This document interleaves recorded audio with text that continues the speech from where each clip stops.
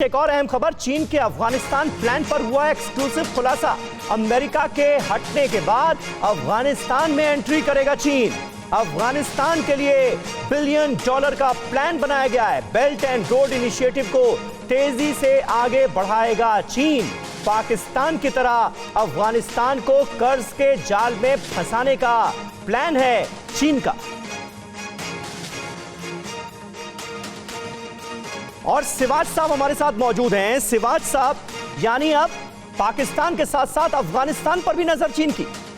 बिल्कुल, देखो शबीर, ये तो सबसे पहले था जब जैसे ही अमेरिका वहां से निकलता है और एक वैक्यूम क्रिएट होता है तो चीन इसका फायदा उठाना चाहेगा। ये जो चाइना पाकिस्तान इकोनॉमिक कॉरिडोर बनाया है चीन ने, अभी जो सिंगजांग से जाता हुआ ये ग्वारदा जाता है, उसको अभी मोड़ के वो अफगानिस्तान और फिर वो ईरान में जाने की सोच रहे हैं। तो अफगानिस्तान तो उसके लिए बहुत इंपॉर्टेंट है। अगर उसको सेंट्रल एशियन स्टेट के अंदर जाना है तो अफगानिस्तान का इंपॉर्टेंस है, अगर उसने ईरान में जाना है तो इंपॉर्टेंस है, और उसके पास जो मिनरल रिसोर्सेज है उनको भी एक्सप्लॉइट करना चाहता है। तो एक प्रकार से अफगानिस्तान तो उसके लिए बहुत बड़ा एक वरदान है, वो उसका फायदा उठाएगा। और दूसरा, वो चाहता है कि तालिबान के साथ डायरेक्ट बातचीत करे। जो विगर मुसलमान हैं जिनकी प्रॉब्लम चली हुई चीन में, वो तालिबान ना उठाए। तो ऐसे में अफगानिस्तान के अंदर इसका बड़ा इंटरेस्ट है और ये चाहेगा कि आने वाले समय के अंदर चीन जो है पाकिस्तान और ईरान के साथ मिलके,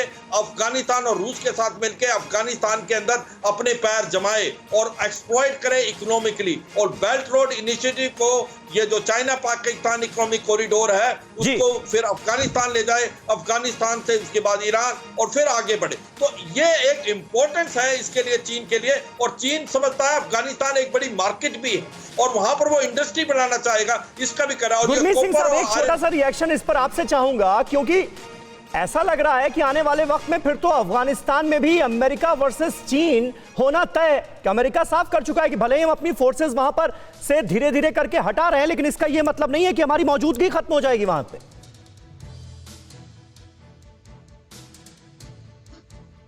गुरमीत सिंह साहब जी, आपने बिल्कुल ठीक कहा है। देखिए, जो अफगानिस्तान ने एक सबक सिखाया था रशिया को, उसके बाद में यूएस को, तो अगर चाइना सीखना चाहता है तो ये उसकी एक बहुत बड़ी भूल होगी। लेकिन अगर हम बहुत सिक्योरिटी को एनालिसिस करें, विश्लेषण करें, तो पता चलता है कि जो चाइना की सेंसिटिविटीज है वो है Pakistan, BRI, China Pakistan economic corridor, और उसका खुद का जो सिंधियांग के इलाके के अंदर में अपनी खुद की एक सिक्योरिटी उसकी प्रॉब्लम है, क्योंकि ये उसके ऊपर में खास असर डाल सकता है।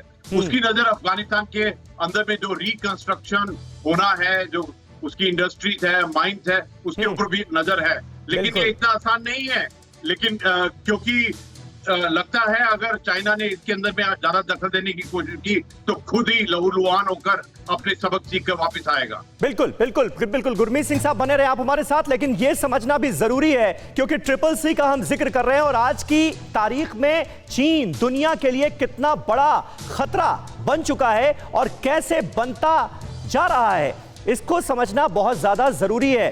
दुनिया के लिए चीन खतरा क्यों? अंतर्राष्ट्रीय नियमों को नकारता रहा है चीन। ये तानाशाह मुल्क, तेजी से परमाणु मिसाइलें विकसित की जा रही हैं चीन में और लगातार चीन अपनी ताकत और ज्यादा मजबूत कर रहा है। कई देशों के साथ इसके सीमा विवाद हैं, लगातार अपनी विस्तारवादी नीतियों को आगे बढ़ाता आया है और लगातार बढ़ा रहा है। उपनिवेश और कब्जे के नए नए तरीके अपनाए जा रहे हैं चीन की तरफ से, और यही वजह है कि जब किसी बेहद गैर जिम्मेदार मुल्क की ताकत बढ़ती है तो चिंता होती है दुनिया को। निवेश और कर्ज के जाल में कई देशों को फांस चुका है चीन और इसका सबसे ताजा उदाहरण पाकिस्तान है। अंतरिक्ष में पैठ बनाकर दुनिया पर नजर रखने का चीन का प्लान है। भारत के पड़ोसी देशों को भी अपने जाल में लगातार चीन फंसा रहा है और ये सारी करतूतें चीन की सामने आ रही हैं और यही वजह है। प्रसून जी, इसमें आप कुछ ऐड करना चाहेंगे? क्योंकि चीन की जिस तरह से ताकत बढ़ रही है और उसका गैर जिम्मेदार चरित्र हमारे सामने है, तो आने वाले वक्त में न सिर्फ हिंदुस्तान बल्कि तमाम जिम्मेदार मुल्कों के लिए चीन कितनी बड़ी चिंता का सबब हो सकता है।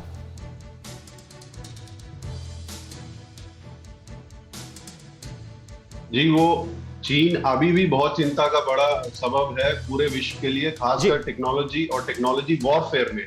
अगर आप देखिए, चाहे वो 5G या 6G में हम क्यों रोक रहे हैं, क्योंकि अभी आप ही के चैनल ने एक प्रोग्राम दिखाया था कि artificial based unmanned aircraft China बना रहा है, तो उसमें आपको किसी की जरूरत भी नहीं है, and you can control from your base. तो ये सारी जो टेक्नोलॉजीज हैं चीन बना रहा है, और PLA में चीन का एक इनोवेशन सेंटर है जो सिर्फ टेक्नोलॉजी पे काम करता है, चाहे वो ड्रोन हो, चाहे स्पेस टेक्नोलॉजी हो। और चीन को पता है कि यूएस का जो बहुत बड़ा हिस्सा डिफेंस का है वो स्पेस टेक्नोलॉजी और कम्युनिकेशन सिस्टम पे टिका हुआ है, और उसको उसकी फॉल्ट लाइन भी उन्होंने तकरीबन ढूंढ ली है या उस पे काम कर रहा है। तो ये चीन पिछले 2 दशक से इस पे लगा हुआ है, और अब वो अपना एग्रेसिव चेहरा दिखा रहा है पूरे विश्व को। बिल्कुल रोहित, ये सीधे सीधे चुनौती या कह लीजिए वार्निंग तो अमेरिका के लिए, जिस तरह से चीन से ये तमाम कदम सामने आ रहे हैं, चाहे वो अमेरिका के अंदाज में एरिया 51 डेवलप करने की बात हो, या जिस बात का जिक्र अभी प्रसून जी कर रहे थे कि बिना पायलट के लड़ाकू विमान उड़ाने की जो तकनीक है उसको किस तरह से विकसित करने का काम चीन में किया जा रहा है। जी बिल्कुल समीर, देखिए अमेरिका में किसी के मन में भी ये डाउट नहीं है कि जो नेक्स्ट, और नेक्स्ट तो खैर देर दूर की बात हो गई, जो अभी के जो सबसे बड़ा चैलेंज है वो है चाइना। और जहां तक चाइना का सवाल है समीर, देखिए G7 में भी एक $40 ट्रिलियन की बात हुई थी इंफ्रास्ट्रक्चर बनाने की। वो क्यों हुई? क्योंकि BRI के बाद जिस तरह की बात हो रही है, कह रहे हैं कि सिर्फ साउथ एशियन रीजन में और थोड़ा मिडिल ईस्ट की तरफ $4 ट्रिलियन खर्च करने को तैयार है चाइना, और हम अफगानिस्तान की बात कर रहे थे। तो अमेरिका के लिए इसको और पूरी दुनिया के लिए चाइना इज द थ्रेट। अड़ी सोमवार से शुक्रवार शाम 6 बजे सिर्फ TV9 भारतवर्ष पर।